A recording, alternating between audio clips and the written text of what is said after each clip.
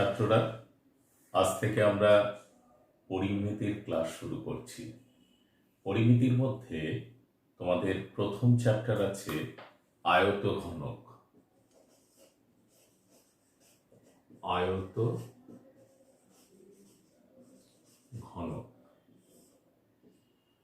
অর্থাৎ যে ঘনবস্তুর প্রত্যেকটা তল এক একটা আয়তক্ষেত্র, তাকে বলা হয় আয়তঘনক। যদি ধরো তোমাদের জ্যামিতি বক্স নেওয়া যায় বা একটা মোটা বই নেওয়া যায়, তাহলে সেই মোটা বইয়ের প্রত্যেকটি তল এক একটা, যেমন এই বইটির ক্ষেত্রে দেখো, এটা একটা আয়তক্ষেত্র, এটা একটা আয়তক্ষেত্র, এটা এটা এটা এটা সবগুলোই এক একটা আয়তক্ষেত্র, তাই একে বলা হয় আয়তঘনক। এখন দেখতে হবে আয়তঘনকের কটা তল আছে। লক্ষ্য করো, 1 2 3 4 5 6। তাহলে আয়তঘনকের তল সংখ্যা কটা?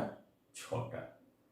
তাদের কতগুলো ধার আছে বা বাহু, আর প্রত্যেকটা তল, প্রতি দুটো তল একটা রেখা বরাবর ছেদ করে, এদেরকে বলা হয় ধার। তাহলে 1টা 2টো 3টে 4টে, এদিকে 4টে 8টা, 9টা 10টা 11টা 12টা, 12টা ধার। আর শীর্ষবিন্দু 1 2 3 4 5 6 7 8, মোট 8টা শীর্ষবিন্দু আছে। তাহলে তোমরা একটা সম্যক ধারণা পেলে আয়তঘনক সম্বন্ধে। আমরা যদি ছবিতে আঁকার চেষ্টা করি আয়তঘনককে, এটা একটা আয়তক্ষেত্র, নিচেরটাও একটা আয়তক্ষেত্র, এই হচ্ছে একটা আয়তঘনক। এই আয়তঘনককে প্রত্যেকটা, তাহলে 6টা তল, আয়তঘনকের তল সংখ্যা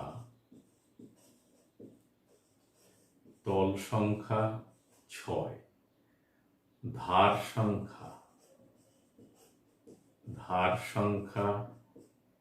কত? ধার সংখ্যা হচ্ছে 12। 1 2 3 4, নিচে 4, 4 4 8 9 10 11 12। এবং শীর্ষবিন্দু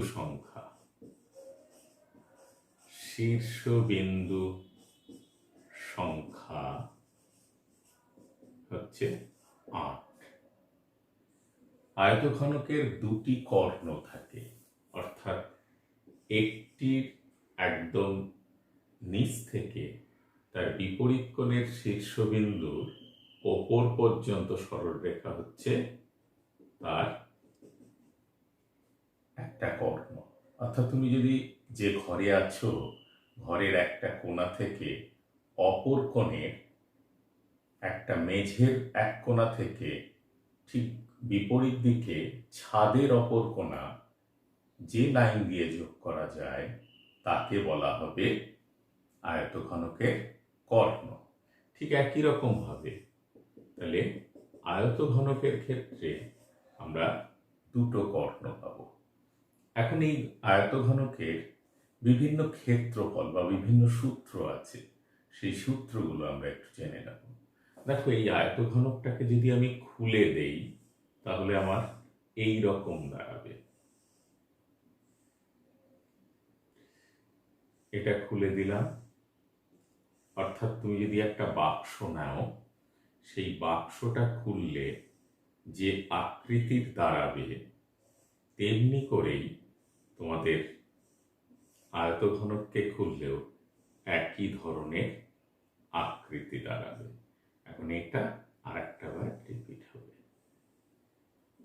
এই ব্যাপারটা দেখো, একটা বাক্সের ওপরেরটা খুলে নিচ্ছি, এটা ওপর, এটা একটা তল, এটা দুটো সাইড, এটা একটা, এটা একটা। তাহলে তল সংখ্যা দেখো 1 2, এটা ঠিক অপোজিট 3 4, তাহলে এটা 5, এটা 6।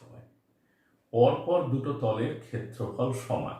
অর্থাৎ আমি যদি এটাকে দৈর্ঘ্য ধরি এবং এটা প্রস্থ ধরি, তাহলে দেখো এই অংশের ক্ষেত্রফল দৈর্ঘ্য ইন্টু প্রস্থ। এই অংশের ক্ষেত্রফলে দেখো এটা পেয়েছো, এটা পেয়েছো, এটা হচ্ছে প্রস্থ ইন্টু উচ্চতা। তাহলে এই অংশে পেলে এটা প্রস্থ, এটা উচ্চতা। এই অংশে কি পেলে? প্রস্থ, ওপরের দিকে আছে, তাহলে প্রস্থ ইন্টু দৈর্ঘ্য। তাহলে দেখো 1 আর 2 দুজনের ক্ষেত্রফল সমান। এটা কি পাচ্ছ? দৈর্ঘ্য ইন্টু উচ্চতা। এটাও দৈর্ঘ্য ইন্টু উচ্চতা। আর এটা পেলাম প্রস্থ ইন্টু উচ্চতা। দেখো সব তলের ক্ষেত্রফলগুলো আর একবার করে রিপিট করেছে। এটা দুবার এসেছে, এটা দুবার এসেছে, এটা দুবার এসেছে। তাই আয়তঘনকে সমগ্র তলের ক্ষেত্রফল, সমগ্র তলের ক্ষেত্রফল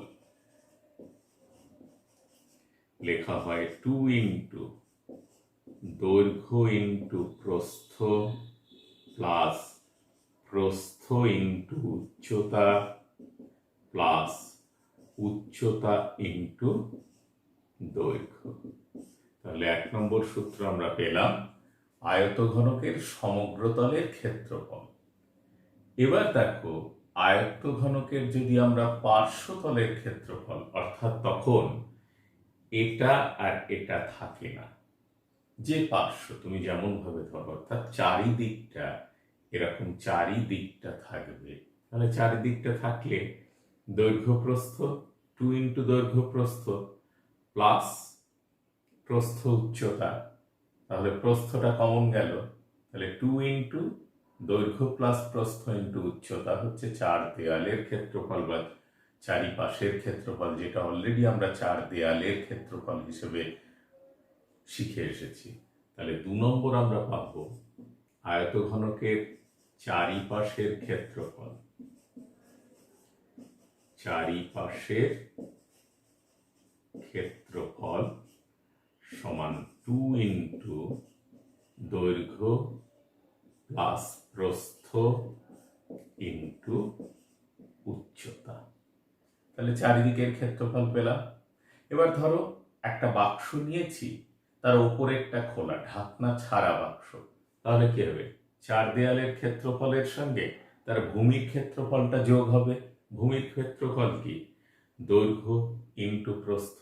তাহলে আমরা আরেকটা সূত্র এখানে লিখতে পারি যে খোলা বাক্সের, ঢাকনা ছাড়া বাক্সের ক্ষেত্রফল, ঢাকনা ছাড়া বা উপরিতল ছাড়া,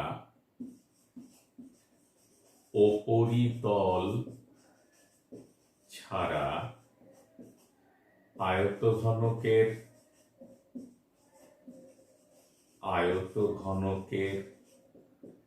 সমগ্রতলের ক্ষেত্রফল, সমগ্রতলের ক্ষেত্রফল কি পাবো?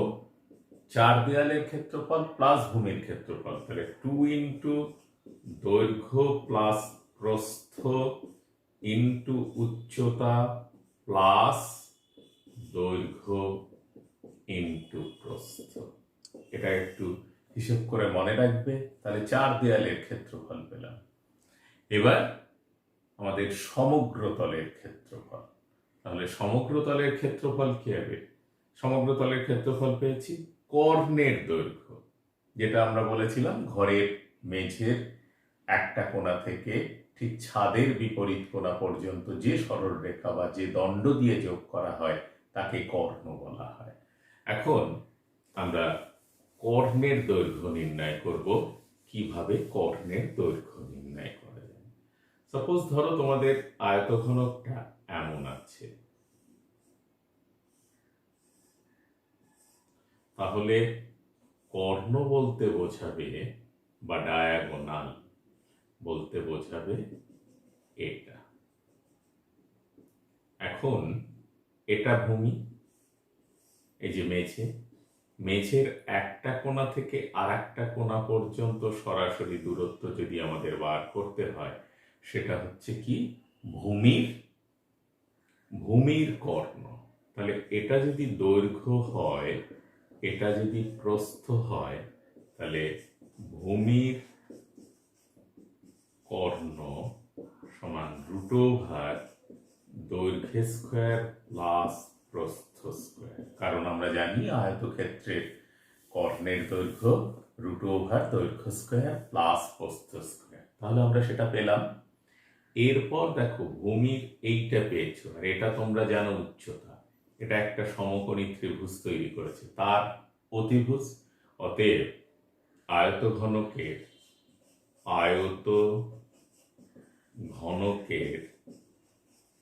কর্ণ সমান √ এটার হোল স্কোয়ার, দৈর্ঘ্য প্লাস প্রস্থ রুট তার হোল স্কোয়ার প্লাস উচ্চতা স্কোয়ার। তাহলে সূত্র হিসেবে তোমরা মনে রাখবে দৈর্ঘ্য স্কোয়ার প্লাস প্রস্থ স্কোয়ার প্লাস উচ্চতা স্কোয়ার। এটা হলো আয়তঘনকের কর্ণের দৈর্ঘ্য, দিস। এটা পেলাম। এরপর আমাদের বার করতে হয় যে কোনো একটা তলের কর্ণ যদি বলে, যে তলটা বলবে, যদি ভূমি বলে দৈর্ঘ্য স্কোয়ার প্লাস প্রস্থ স্কোয়ার √ যদি একটা ধার বলে, তাহলে দেখো এক্ষেত্রে উচ্চতা পেয়েছো প্লাস প্রস্থ পেলে, তাহলে এই কর্ণটা হবে √ উচ্চতা স্কোয়ার প্লাস প্রস্থ স্কোয়ার। সেটা দেখে প্রশ্ন অনুযায়ী আমাদের উত্তর করতে হবে। আর জেনারেল ফর্মুলা হিসেবে আমরা এটা শিখব। আর যে কোনো ঘনবস্তুর ক্ষেত্রে আয়তনটা খুব, অর্থাৎ যে সলিড দিয়ে, অর্থাৎ যে জড়বস্তু দিয়ে কোনো ঘনবস্তু তৈরি হয়, সেটাই তার আয়তন। এখন এর আয়তন সমস্ত ঘনবস্তুর ক্ষেত্রেই আয়তনের সূত্র হলো আয়তন সমান ভূমির ক্ষেত্রফল ইনটু উচ্চতা। এখন দেখো ভূমির ক্ষেত্রফল আছে দৈর্ঘ্য ইনটু প্রস্থ ইনটু উচ্চতা। ভূমির ক্ষেত্রফল দৈর্ঘ্য ইনটু প্রস্থ ইনটু উচ্চতা। এটা হলো আয়তঘনকের আয়তন। এবং প্রত্যেকটাই যেহেতু 3টে একক, 3টে দৈর্ঘ্য বা 3টে ডাইমেনশন আছে, তল আছে, তাই এখানে ঘন একক। এগুলোতে কি হবে? বর্গ একক, যেহেতু 2টো ডাইমেনশন বা 2টো তল আছে, তাই ডাইমেনশন অর্থাৎ দৈর্ঘ্য প্রস্থ উচ্চতার মধ্যে দুটো আছে, তাই দুটোর গুণফলে বর্গ হয়। আর যদি একটা হয়, যেমন আমরা কি করছিলাম, আমরা আয়তঘনকের কর্ণের দৈর্ঘ্য বার করছিলাম, সেক্ষেত্রে দেখো একটাই একক আছে, তাই সেক্ষেত্রে একক হিসেবে পরিচিত হবে। এখানে যেমন 2টো গুণফল আছে, তাই বর্গ একক। তাহলে আয়তঘনকের আমাদের কি কি প্রয়োজন? আয়তঘনক কাকে বলে? আয়তঘনকের তল সংখ্যা কটা, ধার সংখ্যা কটা, শীর্ষবিন্দু সংখ্যা কটা, আয়তঘনকের সমগ্র তলের ক্ষেত্রফল কি, চারিপাশের ক্ষেত্রফল কি, কর্ণের দৈর্ঘ্য কি এবং তার সমগ্র তলের ক্ষেত্রফল কি, আর হচ্ছে আয়তন কি। এই সূত্রগুলো তোমাদেরকে মনে রাখতে হবে। এখন দেখো আয়তঘনককে সামান্য চেঞ্জ করে দিলেই যে ঘনবস্তু তৈরি হয় তাকে বলা হয় ঘনক। অর্থাৎ যদি কোনো ঘনবস্তুর প্রত্যেকটা তল একটা বর্গক্ষেত্র হয়, তবে সেই ঘনবস্তুকে বলা হবে ঘনক। ঠিক আয়তঘনকেরও যতগুলো তল সংখ্যা, ধার সংখ্যা, শীর্ষবিন্দু সংখ্যা থাকে, ঠিক ততগুলোই ঘনকে থাকবে।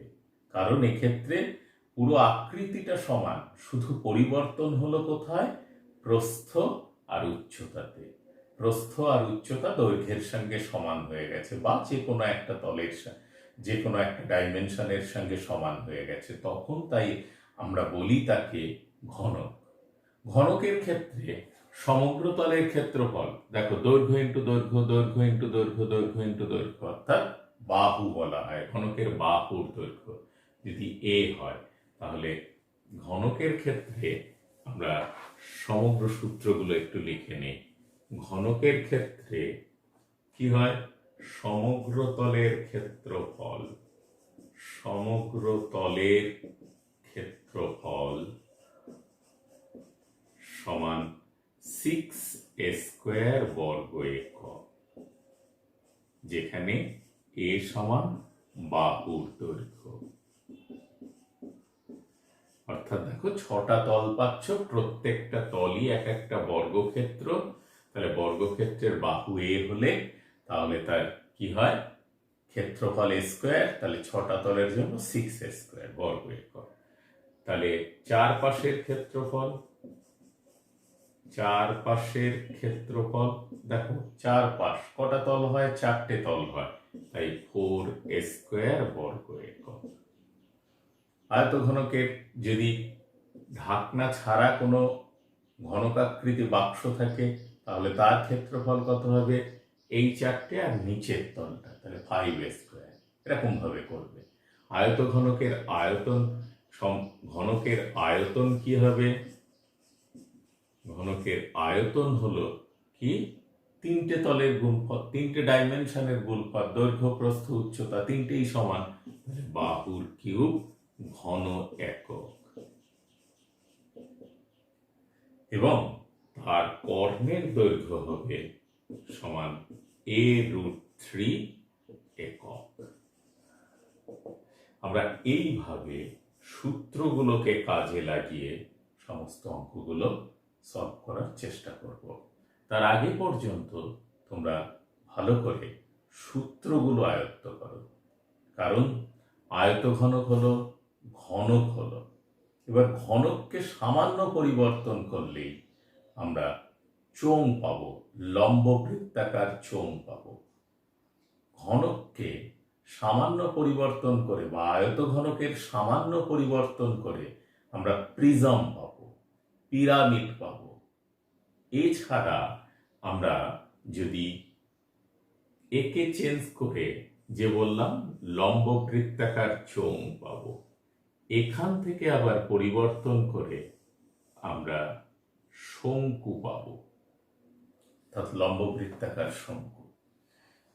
এখান থেকে লম্ব বৃত্তাকার শঙ্কুর অনুরূপ আমরা বলতে পারি প্রিজম বা পিরামিড, এটা পিরামিড আকৃতি পাবো। এছাড়া আমরা এখান থেকে পরিবর্তন করে গোলক পাবো।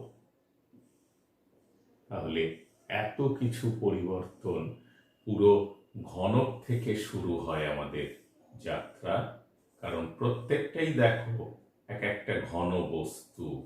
এই ঘন বস্তুগুলো তাদের সাধারণ ধর্ম এক।